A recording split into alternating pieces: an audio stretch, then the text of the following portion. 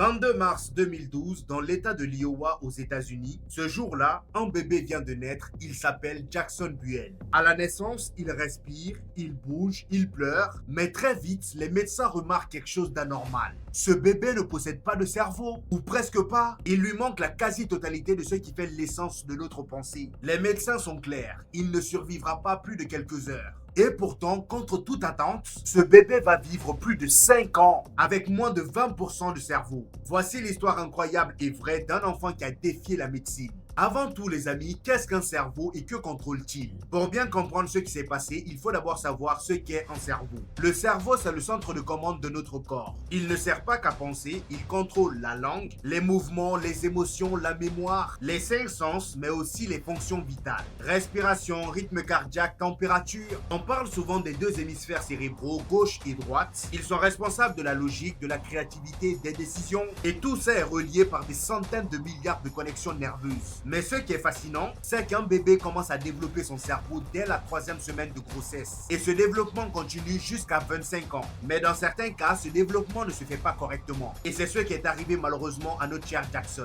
Jackson Buell est né avec une maladie extrêmement rare, l'hydranencephalie. Un mot un peu complexe, mais on va l'expliquer simplement. L'hydranencephalie, les amis, est une malformation du cerveau dans laquelle les hémisphères cérébraux sont absents ou très réduits. À la place, on trouve un liquide, le liquide céphalo-rachidien. Ce liquide, en temps normal, est là pour protéger le cerveau des chocs. Mais malheureusement, chez le petit Jackson Buell, il remplit un vide. Il ne reste alors que le tronc cérébral. Et ce tronc cérébral, c'est une sorte de noyau de survie. Il permet de respirer, de digérer, d'avoir des réflexes. Et en théorie, sans les hémisphères cérébraux, pas de parole, pas d'émotion, pas de conscience. Et c'est là que vous allez me demander quelles sont les causes possibles de cette maladie. À ce jour, les causes exactes de l'hydranencephalie ne sont pas clairement définies, mais plusieurs hypothèses existent. Une infection intra-utérine, certains virus comme le cytomégalovirus, le toxoplasme ou la rubéole peuvent détruire le tissu cérébral du fœtus. Un accident vasculaire pendant la grossesse aussi peut être la cause. Si l'altère principale du cerveau se bouge ou ne se développe pas, le cerveau ne reçoit plus d'oxygène et ne se forme pas. Un trouble génétique très rare également peut être la cause, même si aucune anomalie connue n'a été détectée chez les parents de Jackson. Dans tous les cas, cette malformation est extrêmement rare. On estime qu'elle touche environ une naissance sur 10 000 à 1 sur 50 000, donc c'est très rare. Et la plupart des bébés atteints de cette maladie ne survivent pas plus de quelques jours. Sauf que là, Jackson Buell, le bébé dont on parle, lui, il a défié toutes les pronostics. À la naissance, les médecins annoncent aux parents, préparez-vous, il ne vivra pas. Imaginez la douleur des parents, s'il vous plaît. Tu viens de mettre un enfant au monde, tu l'as porté pendant 9 mois, tu l'accouches et on te dit, il ne vivra pas. Mais ça, c'est mal connaître Jackson. Après sa naissance, il respire seul, il tient bon, et petit à petit, il commence à ouvrir les yeux, à réagir à des sons, et surtout, il sourit. Il ne parle pas, mais il communique par les yeux, par les sons, par des petits mouvements de tête, et plus surprenant encore, il reconnaît la voix de ses parents. Il réagit à la musique, il pleure quand il est frustré. Oui, je sais, c'est impossible selon la science, parce que là, on parle d'un bébé qui n'a pas de cerveau. Mais là, les amis, c'est bien réel. Ce que montre Jackson, c'est que le cerveau humain peut s'adapter de manière extrême. On appelle cela la plasticité cérébrale. En gros, c'est la capacité du cerveau à se réorganiser, à utiliser d'autres circuits neuronaux quand certaines zones sont endommagées ou absentes. Et chez les bébés, cette plasticité est incroyablement puissante. Il existe même des cas où des enfants vivent avec un seul hémisphère et apprennent à parler, à marcher, à penser. En fait, il faut comprendre que le cerveau trouve toujours des chemins alternatifs. S'il y a un chemin qui ne fonctionne pas, il part trouver un autre chemin. Et ce qu'il fait, c'est qu'il délègue des fonctions à d'autres zones. C'est d'ailleurs pourquoi certains aveugles ont l'odorat et l'ouïe très surdéveloppé. Et chez le petit Jackson, c'est probablement ce qui s'est produit. Le peu de tissu cérébral qu'il possédait a été optimisé à l'extrême. Comme si la nature disait, on a peu de matériel, mais on va l'utiliser jusqu'au bout. Et ils l'ont vraiment utilisé jusqu'au bout.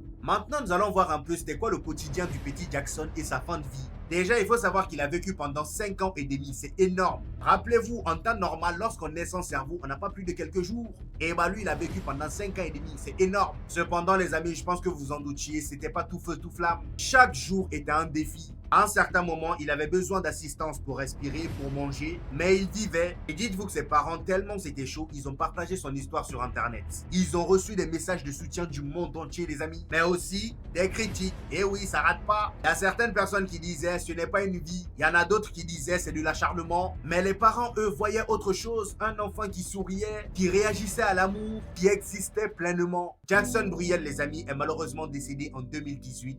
paisiblement dans les bras de ses parents. Et ce qu'il a laissé à la science, les amis, est bien plus qu'un souvenir. Il a laissé des questions scientifiques bien profondes, et étant donné qu'il a défié tout pronostic, et les questions qui sont revenues après sa mort chez les médecins étaient: peut-on ressentir des émotions sans conscience classique? Qu'est-ce que la conscience vraiment au final? Étant donné que le petit, malgré qu'il n'avait pas de cerveau, il réagissait à l'amour de ses parents, comment pouvait-il être conscient de cet amour? Et l'autre question qui revenait était: le cerveau humain a-t-il encore des secrets qu'on ignore complètement? Moi, je pense que oui. On peut pas tout connaître à 100%, sinon on mourrait jamais. Dites-vous que même des neurologues ont étudié le cas du petit, tellement c'était un cas fascinant. Il a même été présenté dans des conférences médicales, et pour beaucoup, il est devenu le symbole de la résilience du vivant. Pour conclure, les amis, Jackson Bruyel n'aurait pas dû survivre, il n'aurait pas dû sourire, il n'aurait pas dû comprendre. Et pourtant, il a vécu, il a réussi. Et ça, avec moins de 20% de cerveau. Il a ressenti, il a aimé, et encore mieux, il a été aimé. Une preuve que le cerveau humain est plus complexe, plus puissant, et parfois même plus mystérieux que ce que l'on peut imaginer. Donc voilà les amis, c'était l'histoire du petit Jackson Bruyel qui a vraiment choqué le monde de la médecine. Ça me tenait vraiment à cœur de vous la raconter. Maintenant, c'est chose faite. Dites-moi en commentaire d'ailleurs ce que vous en avez pensé. J'hésiterai pas à vous reprendre comme d'habitude. N'oubliez pas le petit pouce bleu qui fait toujours plaisir les gars, ça aide au référencement. Pour tous ceux qui viennent de découvrir cette chaîne, ici on parle d'être humain et de science. Donc si ça vous intéresse les amis, abonnez-vous et on se dit au prochain épisode les gars.